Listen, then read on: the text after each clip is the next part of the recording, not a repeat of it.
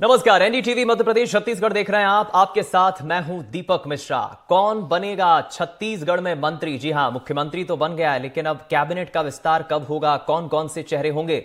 दरअसल छत्तीसगढ़ में मंत्रिमंडल विस्तार को लेकर प्रदेश के मुखिया विष्णुदेव साय ने बड़ा ऐलान किया है। दिल्ली में आला नेताओं के साथ मंथन के बाद मुख्यमंत्री विष्णुदेव साय ने बताया कि मंत्रिमंडल में अनुभव और युवा जोश दोनों देखने को मिलेंगे। उन्होंने कहा कि मंत्रिमंडल में नए और पुराने दोनों चेहरों को जगह दी जाएगी। मुख्यमंत्री विष्णुदेव साय ने कहा कि बहुत जल्द मंत्रिमंडल का विस्तार होगा। इसके साथ ही उन्होंने कहा कि मोदी की गारंटी के तौर पर किए गए वादे के अनुसार प्रदेश में किसानों से धान की खरीदी की जाएगी। क्या कुछ कहा मोहन, याद आपको सुनाते हैं छत्तीसगढ़ के मुख्यमंत्री विष्णुदेव साय ने।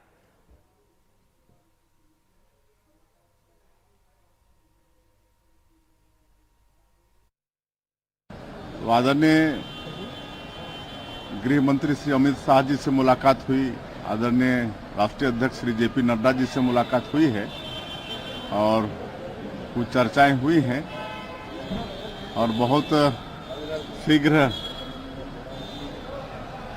मंत्रिमंडल का गठन हो जाएगा। नए चेहरे भी और पुराने चेहरे भी सब मिला जुला के रहेगा। जो इस सत्र में धान बेच रहे हैं, मोदी की गारंटी में जो वादा हम लोगों ने किया है 3100 रुपया प्रति क्विंटल और 1 एकड़ में 21 क्विंटल, उसी हिसाब से उनको उसका भुगतान मिलेगा। तो देखा आपने, सुना मुख्यमंत्री विष्णुदेव साय ने क्या कहा है। इतना तो साफ है कि विस्तार तो जल्द होगा, जिसमें युवा जोश, युवा चेहरे भी दिखेंगे और साथ ही साथ अनुभवी नेता भी दिखेंगे, छत्तीसगढ़ के बीजेपी के वो कद्दावर नेता। चलिए अब इसी मसले पर हम करेंगे चर्चा। हमारे साथ छत्तीसगढ़ से हमारे दो सहयोगी रिपोर्टर्स जुड़ेंगे और साथ ही साथ छत्तीसगढ़ की राजनीति पर नजर रखने वाले वरिष्ठ पत्रकार मयंक चतुर्वेदी जी हमारे साथ जुड़ रहे हैं। सबसे पहले बहुत स्वागत है आपका मयंक जी, और नीलेश भी हमारे सहयोगी हमारे साथ जुड़ गए।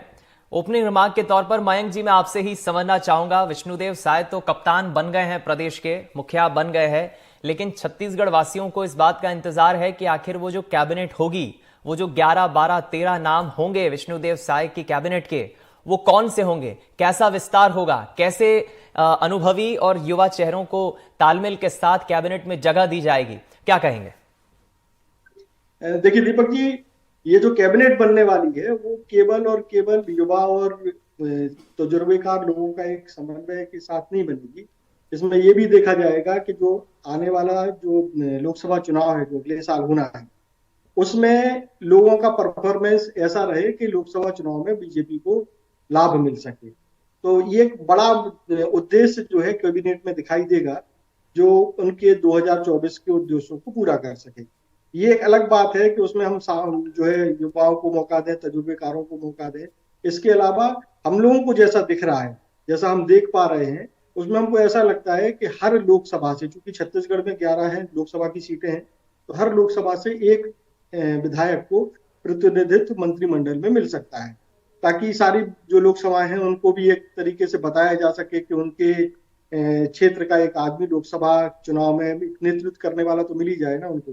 तो एक ये ऐसा लगता है कि लोकसभा वार भी इसमें ध्यान रखा जाएगा कि हर लोकसभा से एक विधायक मंत्री बनाया जाए। क्योंकि छत्तीसगढ़ में 12 सीटें हैं मंत्रियों के, 12 मंत्री बनाए जा सकते हैं। तो आप ये मान करके चलिए कि 2 मंत्री तो जो मुख्यमंत्री हैं उनको 2 मंत्रालय मिल जाएंगे, बड़े मंत्रालय, और बाकी लोगों में इनका सामान्य वर्ग, ओबीसी, एससी और एसटी का एक बहुत अच्छा समन्वय होगा। वो ये बात को ध्यान में रख करके किया जाएगा कि सारी 11 की 11 लोकसभा से एक व्यक्ति को प्रतिनिधित्व मिल जाए। चलिए मैं लौटूंगा आपके पास मयंक जी। हमारे सहयोगी नीलेश भी हमारे साथ बने हुए हैं, लेकिन हम ग्राफिक्स के जरिए दर्शकों को यह भी बता रहे हैं कि जब विस्तार होगा तो अभी वो संभावित नाम कौन से हैं। छत्तीसगढ़ के अलग अलग रीजन से आप देखिए, पूर्व मंत्री अजय चंद्राकर और गुरु खुशवंत साहब, इनका नाम है। बस्तर संभाग काफी महत्वपूर्ण हो जाता है, ऐसे में केदार कश्यप वहां से आते हैं, पूर्व मंत्री भी रह चुके हैं, उनका नाम है। लता उसेंडी और विक्रम उसेंडी मंत्री पद के दावेदार है। सरगुजा से रेणुका सिंह और गोमती साय का नाम भी है कैबिनेट में। बैकुंठपुर से भैयालाल राजवाड़े, ये वो हमने आपको नाम बताएं जो संभावित हैं। हो सकता है इनमें से कुछ एक नाम कल उन पर मुहर लग जाए और हमें शपथ लेते भी जल्द नजर आए कैबिनेट में। जुल्फिकार अली भी हमारे सहयोगी जुड़ गए और नीलेश तो बने ही हुए हैं। नीलेश, जिस तरह से मुख्यमंत्री विष्णुदेव साय बयान देते हुए कह रहे हैं कि अनुभवी और युवा चेहरे, दोनों का तालमेल संतुलन इस कैबिनेट में दिखेगा। मैं समझता हूं जगह तो वही 11, 12, 13 पद है मंत्रियों की, लेकिन यहां चेहरे कई हैं, करीब 15 से 18 नाम ऐसे हैं जो प्रबल दावेदार भी हैं, लेकिन मंत्री पद की संख्या कम है। तो ऐसे में ये एडजस्टमेंट कैसे होगा नीलेश? जी बिल्कुल, मुख्यमंत्री को मिलाकर जो कैबिनेट बननी है उसकी संख्या 13 की है, यानी कि 12 मंत्री बनेंगे और एक मुख्यमंत्री बन चुके हैं। 12 में से दो उप मुख्यमंत्री बन चुके हैं, यानी कि पोर्टफोलियो के लिहाज से 2 मंत्री भी कैबिनेट में शामिल हो चुके हैं। अब जगह बचती है 10 की। 10 में से किस तरह से संतुलन साधा जाए, जिसमें अभी जो 2 मुख्यमंत्री हैं, अगर विधायकी के लिहाज से देखा जाए तो दोनों पहली बार के विधायक हैं। हालांकि अरुण साव लोकसभा सांसद रह चुके हैं, प्रदेश अध्यक्ष रह चुके हैं, इस वजह से उनका कद संगठन और जनता के बीच थोड़ा बड़ा माना जा रहा है, लेकिन विधायकी की नज़र से उनकी पहली बार की विधायकी है। इस नाते दोनों ही नए चेहरे हैं। अब पुराने चेहरों में कितने लोगों को और तवज्जो दी जाती है, कितने चेहरों को शामिल किया जाता है, ये बड़ा ही इंटरेस्टिंग होने वाला है। ये देखने वाली बात होगी, क्योंकि ऐसे नाम हैं, चाहे बृजमोहन अग्रवाल की बात कर लें, चाहे राजेश मूणत की बात कर लें, अमर अग्रवाल की बात कर लें, केदार कश्यप हैं, अजय चंद्राकर हैं, लता उसेंडी हैं, रामविचार नेताम हैं, ऐसे कई नाम हैं। नाम गिनाते कुछ कम भी पड़ जाएं। जैसे एससी समुदाय से बात कर लें तो पुन्नूलाल मोहले हैं, दयालदास बघेल हैं, कोरसेवाड़ा हैं, डोमनलाल कोरसेवाड़ा हैं, ऐसे कई सारे लोग हैं। इनमें से किसको जगह मिलेगी? क्योंकि अगर नए पुरानों को दोनों को संतुलित करना है तो पुरानों को कितनों को दे रहे हैं, 2 दे रहे हैं, 3 दे रहे हैं या 5 दे रहे हैं, इस पर भी निर्भर करेगा।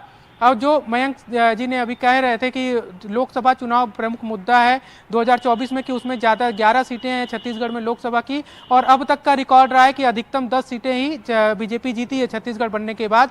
तो इस बार का ये चैलेंज है कि 11 की 11 सीटें जीतें। इसको किस तरह से साधा जाए, खासकर 11 सीटें हैं लोकसभा की और 10 मंत्री बचे हुए हैं।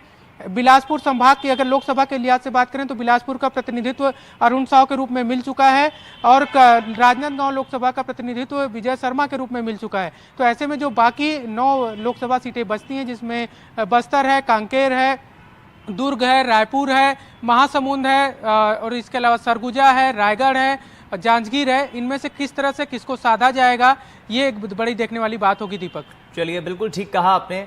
अब मैं जुल्फी आपसे समझना चाहूंगा, एक तो जो नाम है संभावित वो तो हम ग्राफिक्स के जरिए दर्शकों को बता ही रहे हैं, लेकिन मसला यही है कि हाईकमान ने 2 उप मुख्यमंत्री तो बना दिए, 13 में से 1 मुख्यमंत्री, 2 उप मुख्यमंत्री, 13 में से 3 संख्या हटा दे तो नीलेश ने भी जिसका जिक्र किया, पद जो हो जाते हैं मंत्रियों के सिर्फ 10 शेष रह जाते हैं। संख्या अधिक है, जो दावेदार हैं वो भी काफी अधिक है। जाहिर है अनेक मंत्रियों को अलग अलग 2 से 3 विभाग दिए जाएंगे। कौन कौन से प्रबल दावेदार आप मान रहे हैं, किसका नाम रेस में आगे चल रहा है, क्या समीकरण देख रहे हैं आप इस विस्तार को लेकर? दीपक, जो नियम है उस नियम के मुताबिक जो सदन की संख्या होती है इसका 15% ही मंत्रिमंडल में शामिल हो सकते हैं। यही वजह है कि छत्तीसगढ़ में 13 मंत्री बनने हैं और 3 मुख्यमंत्री सहित बन चुके हैं, 2 उप मुख्यमंत्री हैं। तो जैसा कि नीलेश भी बता रहे थे कि 10 जो मंत्री बनने हैं, तो अब विष्णुदेव साय ने जो बयान दिया है कि अनुभवी और युवा दोनों का कॉम्बिनेशन होगा, तो उस लिहाज से यह माना जा रहा है कि जब दोनों का कॉम्बिनेशन होगा तो उसमें महिलाओं को भी शामिल किया जाना है और युवा भी होने और जो सीनियर हैं उनको भी दावेदारी बन जाती है। तो ऐसे में अगर देखा जाए तो जैसा कि नीलेश ने भी अभी चर्चा की कि अरुण साव पहली बार के विधायक हैं, विजय शर्मा पहली बार के विधायक हैं, तो उन्हें यही माना जाएगा कि छत्तीसगढ़ में ये पहली बार जीतकर विधानसभा में पहुंचे हैं, उन्हें मंत्री बना दिया गया। तो अब ऐसी स्थिति में जो दूसरे कद्दावर नेता बच जाते हैं उन पर पार्टी किस तरीके से सोचती है। तो इसलिए भारतीय जनता पार्टी में सबसे बड़ी चिंता इस बात को लेकर है कि जब मंत्रिमंडल का विस्तार होगा तो उस समय कौन कौन से चेहरे होंगे, क्योंकि इतने सारे कद्दावर चेहरे जीत कर आए हैं और उसमें कॉम्बिनेशन बनाना है कि नए चेहरों को भी शामिल करना है। तो अब देखा जाए तो 2 नए चेहरे ऑलरेडी हो चुके हैं, तो ऐसे में 10 तो सीट बचती हैं, तो उसमें लिहाज से अगर देखें तो 6 पुराने चेहरे हो सकते हैं अगर आधा आधा करते हैं, और उसमें से 4 नए चेहरे हो सकते हैं। तो इसमें से 6 और 4 का जो कॉम्बिनेशन है उसमें यह भी हो सकता है कि 2 महिलाओं को भी शामिल करना पड़ेगा। वजह उसकी यह है कि भारतीय जनता पार्टी ने जिस तरीके से केंद्र में महिला आरक्षण बिल लाया और 33% की बात की है, तो छत्तीसगढ़ की से यह संकेत देने की कोशिश होगी कि मंत्रिमंडल का जो 13 मंत्री शामिल होने हैं मुख्यमंत्री में, उनमें से 2 महिलाएं भी हों। तो तो उस लिहाज से अलग अलग संभाग में समीकरण बनते नजर आ रहे हैं। जिस तरीके के समीकरण की बात करें कि हर संभाग को शामिल किया जाना, और एक बात यह भी निकलकर सामने आ रही थी कि ऐसा भी हो सकता है कि इस फॉर्मूले को भी अपनाया जाए कि छत्तीसगढ़ में 11 लोकसभा सीटें हैं तो एक लोकसभा सीट के अंतर्गत एक मंत्री रहे, ताकि लोकसभा का जब चुनाव हो तो उस दौरान उस मंत्री की जो भूमिका है वो ऑटोमेटिकली बढ़ जाएगी। तो इस लिहाज से संभाग वाइज मंत्री हो सकते हैं, और उसके अलावा जो लोकसभा वाइज हैं वो उस हिसाब से भी मंत्रियों का चयन भारतीय जनता पार्टी कर सकती है। सरगुजा से अगर शुरुआत करेंगे तो वहां पे नाम जैसा कि मुख्यमंत्री के तौर पे रेणुका सिंह का चल रहा था, सांसद थी गोमती साय, उनको चुनाव लड़ाया गया, वो जीत कर आई हैं तो उनकी दावेदारी भी बढ़ जाती है। तो दोनों चेहरे महिला कोटे से कह सकते हैं कि महिलाओं के चेहरे के तौर पर इनमें से किसी एक को शामिल किया जा सकता है सरगुजा से। अब सरगुजा से ही मुख्यमंत्री हो चुके हैं, तो इस लिहाज से अगर दूसरी महिला की अगर बात करें तो दूसरी महिला बस्तर से भी हो सकती है, क्योंकि अगर देखें तो कद्दावर नेत्रियों में है और भारतीय जनता पार्टी की राष्ट्रीय उपाध्यक्ष भी हैं लता उसेंडी, उनका नाम प्रबल हो जाता है। और इस लिहाज से अगर देखें कि आदिवासी फैक्टर भी अगर देखें तो सरगुजा और बस्तर दोनों को मिला के आदिवासियों की जो सीटें हैं भारतीय जनता पार्टी ज्यादा लाई है, और छत्तीसगढ़ में 32% आदिवासियों की आबादी है। तो उस लिहाज से अगर आप देखेंगे तो कम से कम मुख्यमंत्री बन चुके हैं, और उसके अलावा 3 आदिवासी मंत्री हो सकते हैं, तो उसमें से एक महिला या 2 महिला 1 पुरुष हो सकते हैं। ये समीकरण बन रहे हैं। फिर रायपुर में अगर आते हैं तो बृजमोहन अग्रवाल का नाम काफी मजबूती से लिया जाता है, क्योंकि 8 बार के वो विधायक रह चुके हैं, और इसके अलावा राजेश मूणत भी कम कद्दावर नहीं है। राजेश मूणत का जो है उन्हें अभी भी बहुत ज्यादा सीनियर नहीं माना जाता, युवा और आक्रामक चेहरे के तौर पर, और अल्पसंख्यक भी हैं, उस लिहाज से जैन समुदाय से आते हैं तो उनकी दावेदारी मजबूत हो जाती है। तो इस तरीके से अलग अलग संभाग और अलग अलग लोकसभा की अगर बात करें तो भारतीय जनता पार्टी के पास नाम ज्यादा हैं और मंत्री बनाने के लिए संख्या कम है। तो ऐसे में मुश्किलें जरूर हैं, लेकिन आने वाले वक्त में जिन नामों पर हम चर्चा कर रहे हैं उन नामों में से मंत्रिमंडल में शामिल हो सकते हैं। ठीक है, मैं लौटूंगा आपके पास। जुल्फी ने बहुत अच्छी बात कही है। मयंक जी, अब आपसे समझना चाहूंगा, जो प्रयोग और जो फैसला इस बार केंद्रीय शीर्ष नेतृत्व ने मध्य प्रदेश, छत्तीसगढ़, राजस्थान में लिया, एक पैटर्न हमने देखा।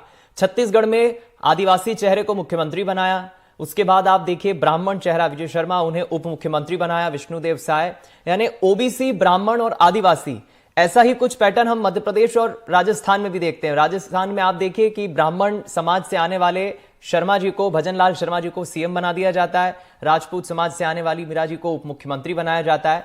सभी को साध के चलकर पार्टी ने जिस तरफ फैसला लिया है, कैबिनेट फॉर्मेशन में आप इसका समीकरण कितना देख रहे हैं? ये बात और है कि अलग अलग संभागों से अलग अलग मंत्री तो देखने को मिलेंगे, लेकिन जाति फैक्टर अभी भी एक बड़ा फैक्टर होगा कैबिनेट में, इसकी कितनी अहमियत आप देख रहे हैं? देखिए दीपक जी, जैसा कि पहले भी हमने बताया कि इस बार का जो चुनाव है वो बिल्कुल अलग तरीके से भारतीय जनता पार्टी ने लड़ा। उन्होंने बिल्कुल हर वर्ग को न केवल साधने की कोशिश की है, बल्कि ये कोशिश भी की है कि क्षेत्रवार भी उनको प्रतिनिधित्व मिल पाए।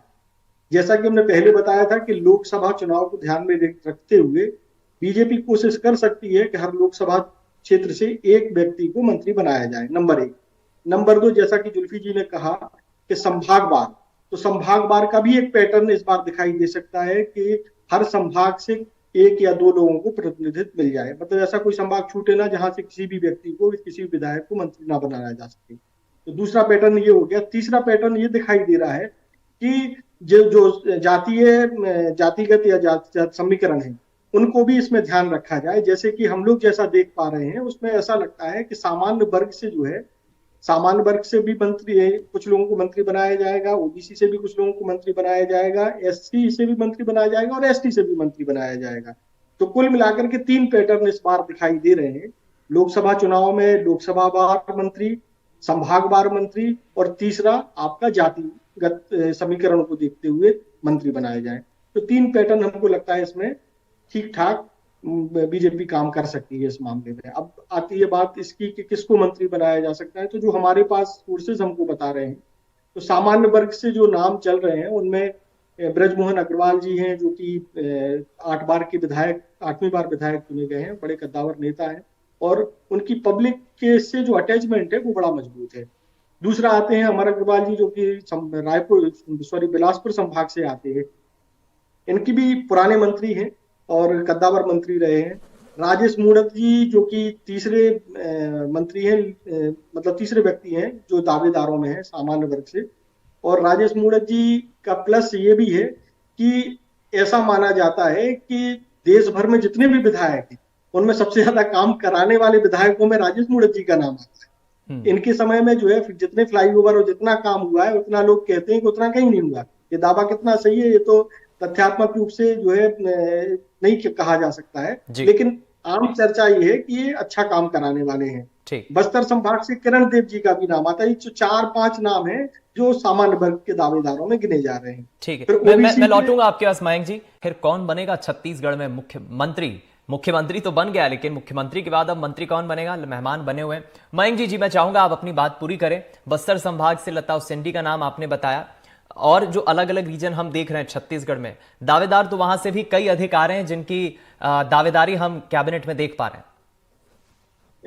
देखिए, सामान्य वर्ग का जैसे कि हमने ब्रेक के पहले आपको बताया था कि सामान्य वर्ग से जो 4-5 नाम है दावेदार, उसके अलावा ओबीसी से जो है अजय चंद्राकर जी का नाम चल रहा है और धर्मलाल कौशिक जी भी हैं।